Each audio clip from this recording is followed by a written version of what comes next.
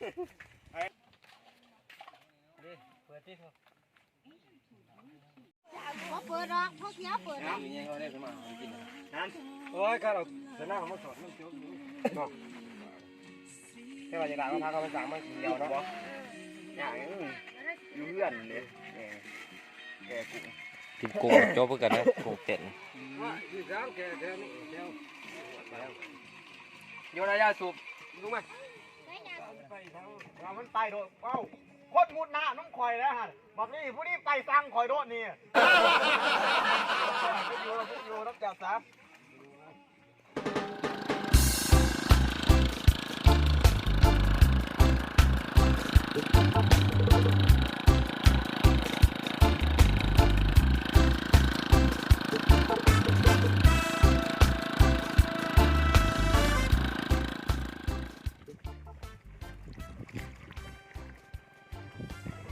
ตอนนี้ก็ตกมองเลยได้เนี่ยผ่านจอยเป็นบริการเลยได้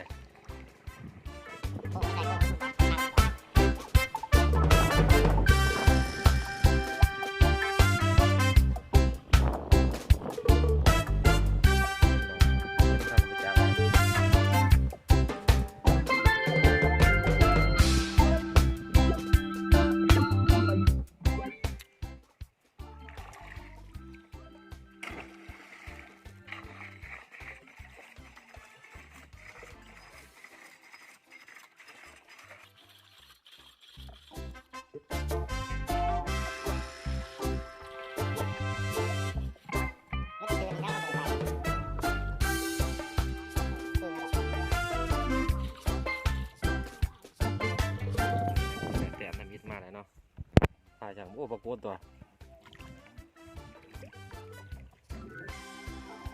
แบบมันมีเนาะแดงออกมา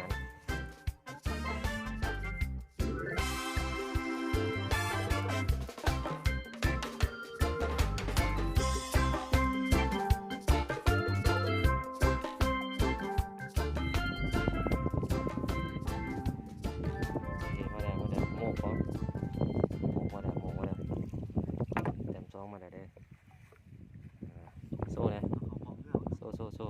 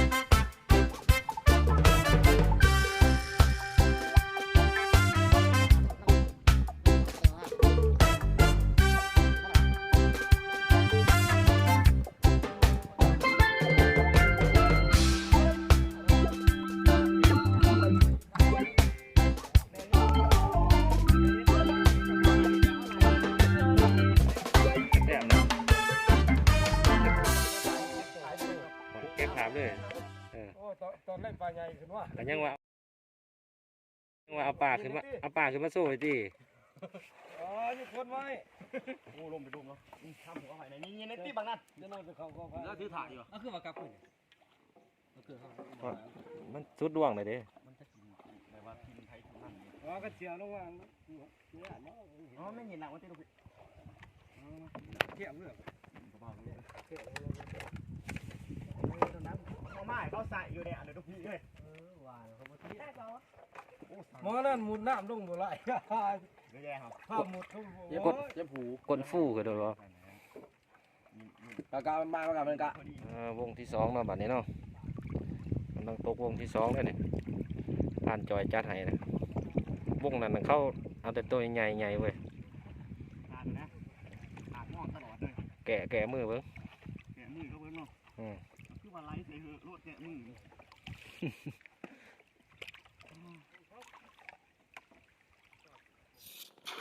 วงสองก็ตั้งเดิมกันเนาะเล่งมา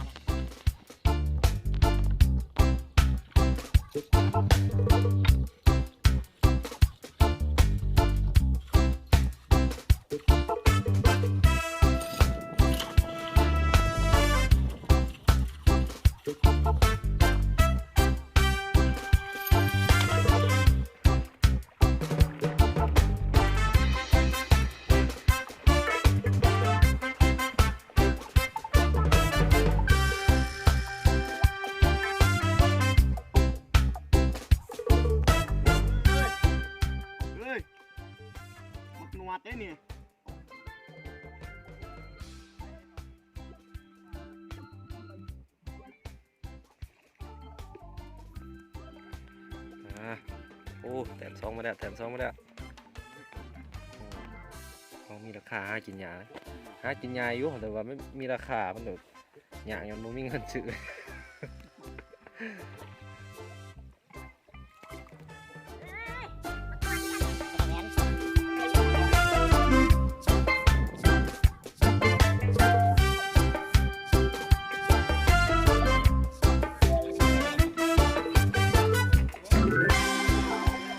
วงมันได้บ่วงมันเลย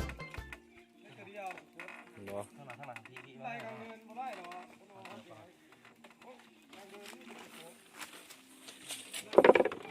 ใช่ประกวดเอาขึ้นตัวเดียวขนอนนะเอาขึ้นมาเลยก็ได้บอลต้องขึ้นได้ประกวดที่ข้างหน้า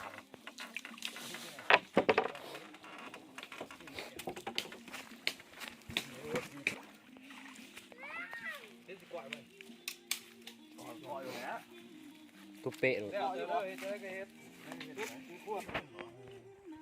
โอ้ยบ่มาดอกป่านนี้แล้วมีแต่เมื่อเลย ไปอยู่ที่บางเลยเนาะ ได้หินบกูดอยู่ในท้องนะ มันหาลงใส่ว่าหรือว่าลงใส่ไม่กินเหล้าเนาะ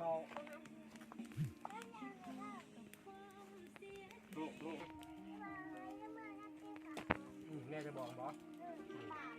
แม่จะได้ดูแม่จะมาจากไหน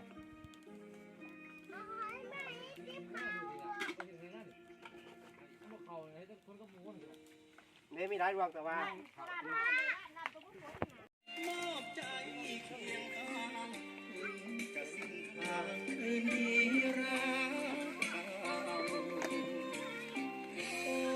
ความเป็นเราให้เขาแทน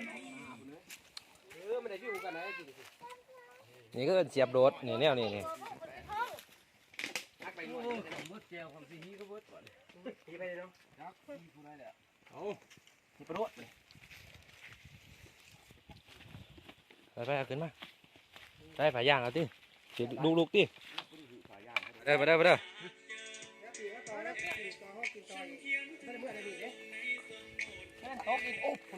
ที่นี่2 สิงเลย 2 สิงเด้อ2 สิงเด้อมีเด้อเนี่ยมาจากทากระทาไปโดนเมื่อประจังเนี่ยไหลเนี่ยเมื่อนั่นสวยนะโบนเดือดเดือนจังตี 1 ตี 2เห็นเนี่ยโทษนะถามหาผัวเอาไว้ไหนนี่แหละเขาบอกอย่างไรเบิกเย็ดเวลาก็นี่แหละนี่แหละกับเมียโทรน้ำไปใหญ่ไปยิงกับแม่นี่ดูแลยิงจะนั่งอยู่มันจะสะท้อนกันมันได้ดีสิได้กินเหล้าที่เขาอิ่มเหล้าซ้อนยำขวบเนาะ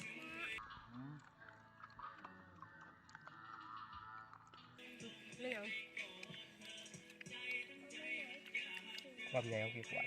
มีพักเหล้าอีกกันแน่วันนี้เว้ยคอยเดียวนะต้องขอยจะกัน อยู่บ้านบ่ได้กินแซ่บสินะ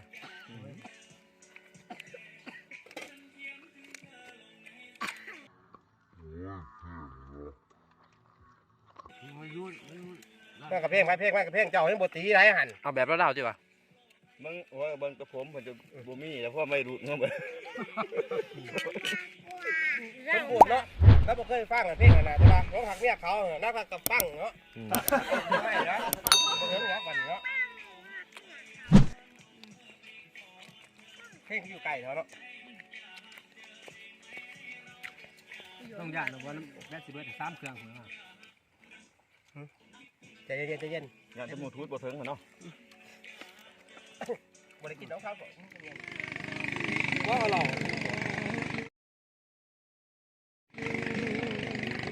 ก็บอกว่าลูกน้องเฮ้ยก่อน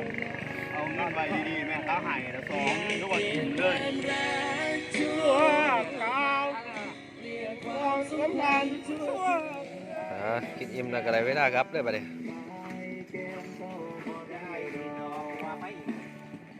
มีดเนี่ยเอาไปว่ามีดหันต้องไปเอาปากกาตาเนี่ย ทิปข่าวคอยทิปข่าวคอยเนี่ยเจ้า โอ้ยยังไงก็ยังไงที่เขามันไหลจาน